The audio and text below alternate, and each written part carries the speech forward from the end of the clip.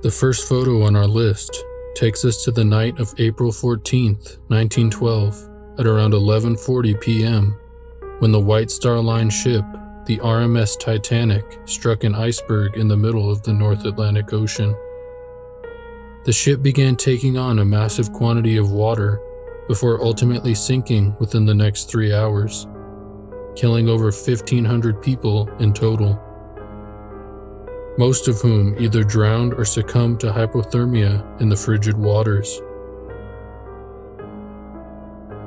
One of the men on board was 33-year-old Wallace Hartley. He was assigned to be the bandmaster for the Titanic, though he was at first hesitant to go. He had recently proposed to his fiancée, Maria Robinson, though he ultimately decided it would be a good opportunity to find possible contacts for future work after the voyage.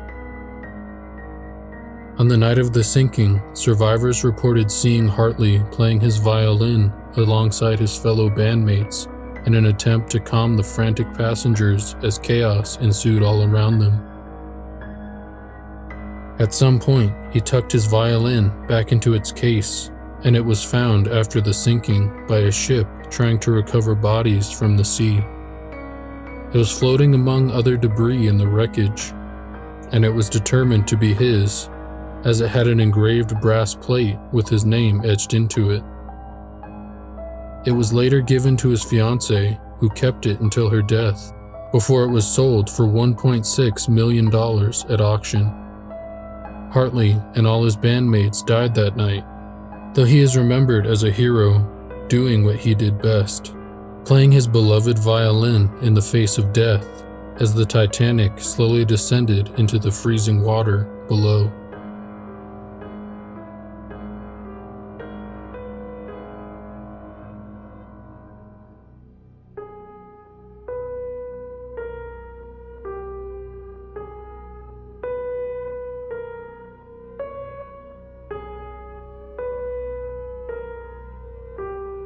This photo was taken only a few weeks ago in May of 2022 of high school senior 18-year-old Waylon Collins, as he accepts his diploma having finally graduated.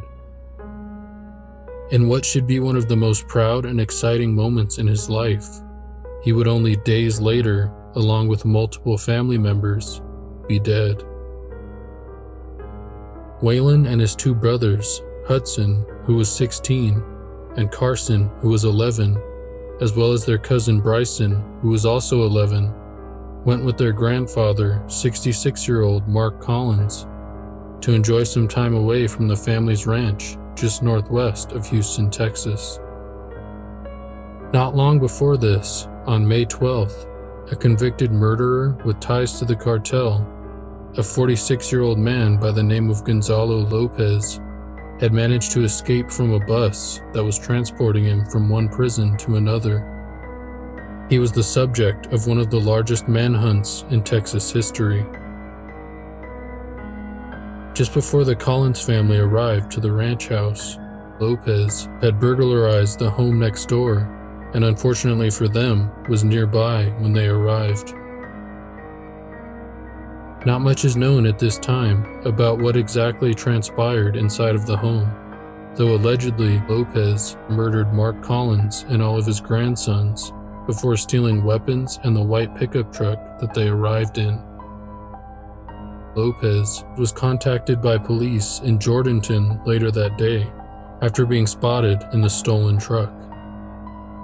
After a shootout with police, Lopez was killed. This photo of Waylon at his graduation, not knowing that only days later he and members of his family would be mercilessly murdered by a cold-blooded killer, is an eerie reminder of how your life could quite literally change in a matter of seconds.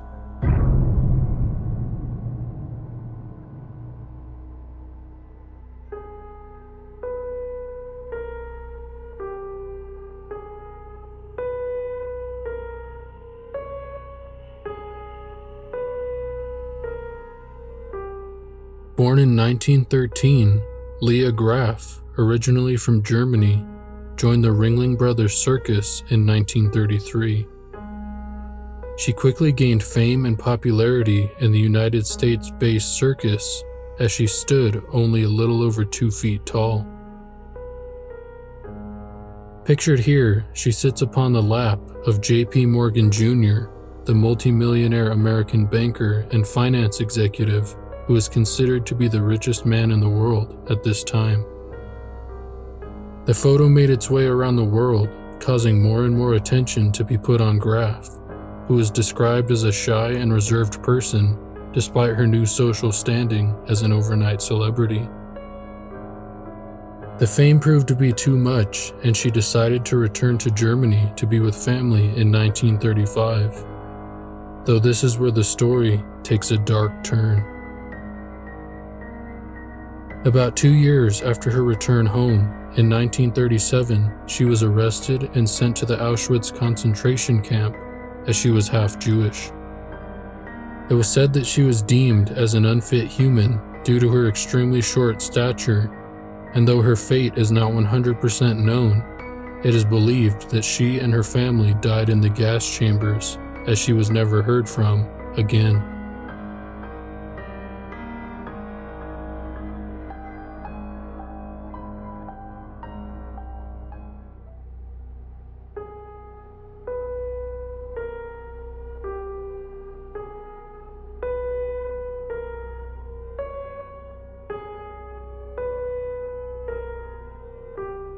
On the morning of April 2, 1954, LA Times photographer John Gaunt was relaxing in the front yard of his beachfront home when he heard a commotion over by the water. He instinctively grabbed his camera before making his way over to where he saw a horrified young couple, later identified as the McDonalds, clutching each other tightly. He snapped a photo of the couple, not knowing what was happening, but he quickly learned the gravity of the situation moments later. The couple's 19-month-old son Michael had been playing on the beach near the water when a suddenly aggressive wave grabbed the toddler and pulled him out to sea.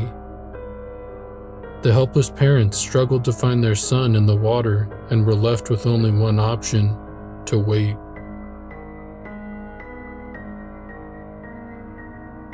A few hours later in the day, after what probably felt like an eternity to the young couple, the body of their 19-month-old son washed up on another part of the beach, returned by the unforgiving ocean. The photo appeared on the front page of The Times the following day, going on to win the 1955 Pulitzer Prize for Press Photography. Though Gaunt found the photo difficult to look at, as he had a 3-year-old daughter of his own at the time he captured the photo. The image is a rare look into a situation of absolute desperation and grief, as this couple experiences the most horrible and tragic moment of their lives as it unfolds right in front of Gaunt's camera. A solemn moment forever frozen in time.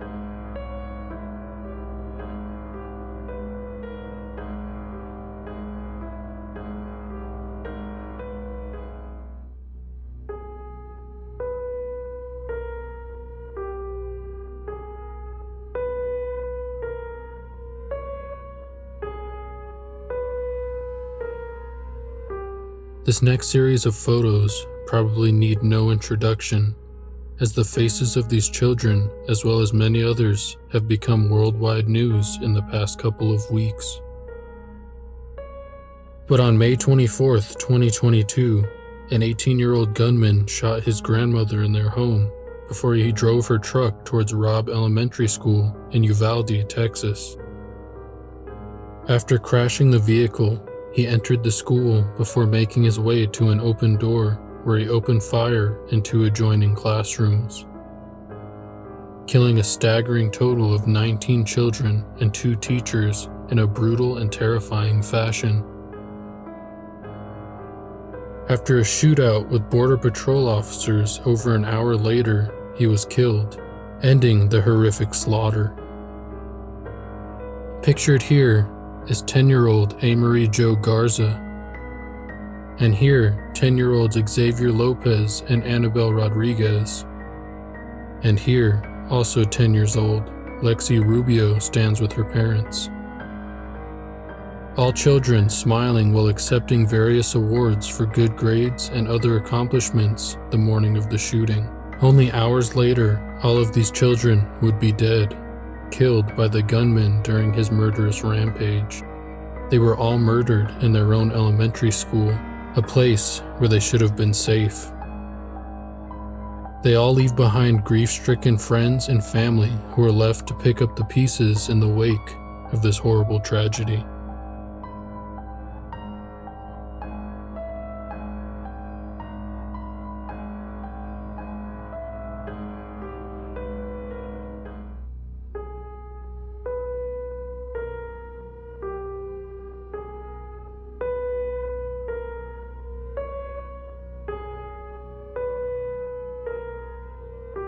In the early hours of March 24, 2015, a man by the name of Hussein Javadi captured this photo of his reflection in his hotel window hours before boarding his flight.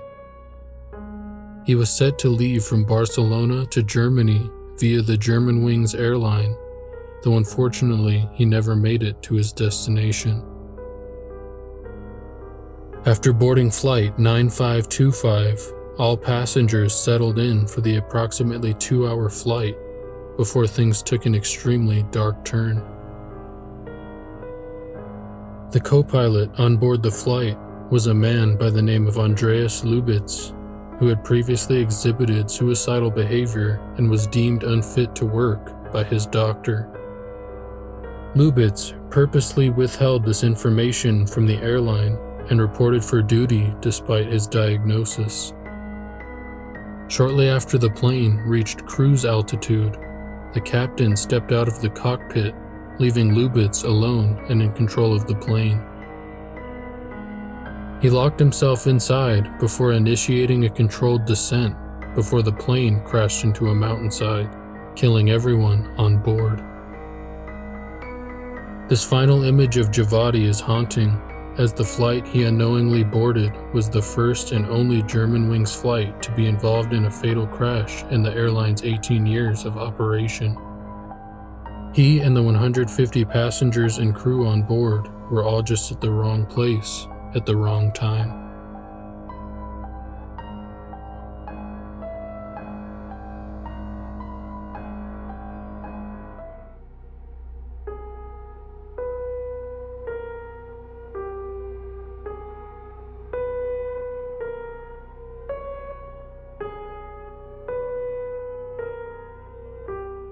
On the night of December 10th, 2021, a wave of storms hit 6 different states, spawning large tornadoes in multiple cities. One of these cities was Caruthersville, a small town in southeast Missouri. Tornado sirens began going off all around as the town's residents were forced to take shelter in their homes while awaiting the powerful cyclone. The Rackley family had decided to take shelter in an interior bathroom without any windows to hopefully wait out the storm until it was over. Megan and Trey Rackley sat calmly with their 3 daughters, Aniston, Evelyn, and Lainey, who were 9, 7, and 3 years old. Megan texted her sister, who was also in the area, updating her on what was going on at their house, as well as sending a photo of the girls as they waited in the bathroom. Though what would happen next, no one was prepared for. The tornado made its way toward the Rackley's home before absolutely ripping it apart.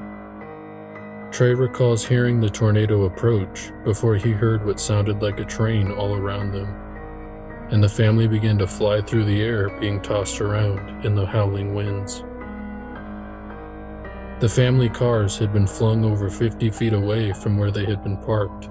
Trees in the yard had been uprooted. The front door of the home was now in a tree behind the house, and the house itself was basically a pile of debris.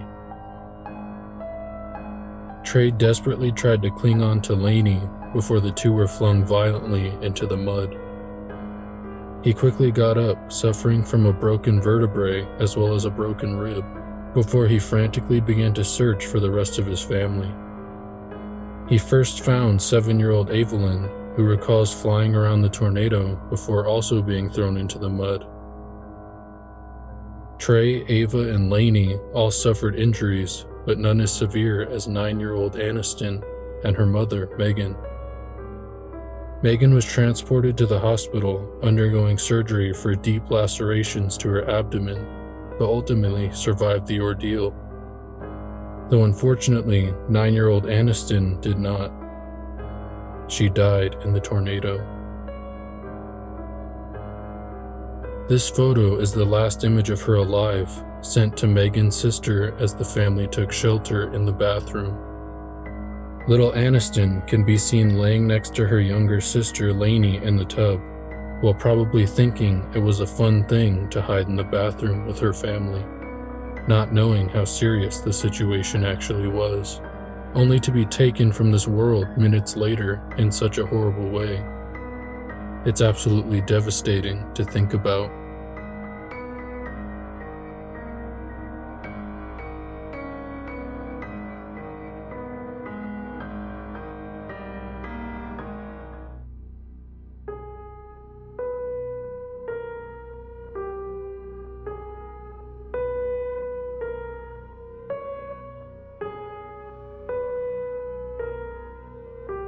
On the morning of April 16, 2007, a 23-year-old student enrolled at the Virginia Polytechnic Institute and State University opened fire on the campus in an almost 3-hour-long ordeal, killing a total of 33 people, including himself. The case received massive worldwide media coverage solely based on how devastatingly huge this number was. How could one person take so many lives without being stopped? Among the dead that day was 18-year-old Rima Samaha, a freshman from Centerville, Virginia, a close-knit and quiet community. She loved dance and theater and was also studying French, which she had excelled in while in high school at Westfield High. She was described as an overall successful and joyous person who loved her life, which is so heartbreaking that she had hers taken from her so soon. Pictured here, she is doing what she loved, performing dance on stage the night before the shooting. One final performance before she could never do it again. She was killed the following morning in her French class, after the gunman broke through a barricade of desks piled against the door to the classroom before he shot and killed 11 out of the 18 people inside.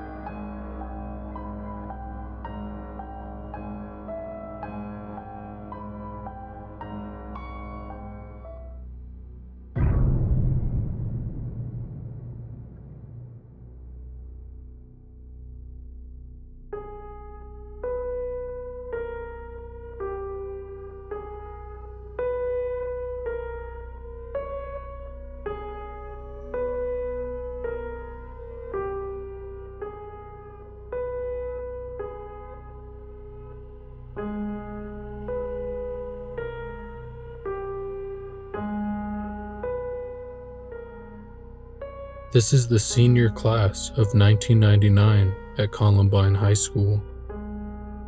All the way at the top of the photo, we see a group of kids pretending to aim firearms at the camera. These two being the shooters that killed 13 students and a teacher, as well as themselves later that year, in debatably the most notorious mass murder event in recent American history. But do you see anything else disturbing in this photo? Look closely. I want to focus on this group of boys right here. This is where it gets weird. They're all holding up numbers, 4, 2, and 0. Obviously, it's a sly way to sneak in a marijuana reference to a school photo. So sly, you'd almost miss it. But little did they know that two of the guys aiming their imaginary guns at the camera above them had very real intentions to mercilessly murder each and every person in his photo. And the shooting took place on April 20th of that year, 4/20. In an unfortunate coincidence, they're foreshadowing a dark and nearby future to the exact day. The day when 13 innocent people would lose their lives.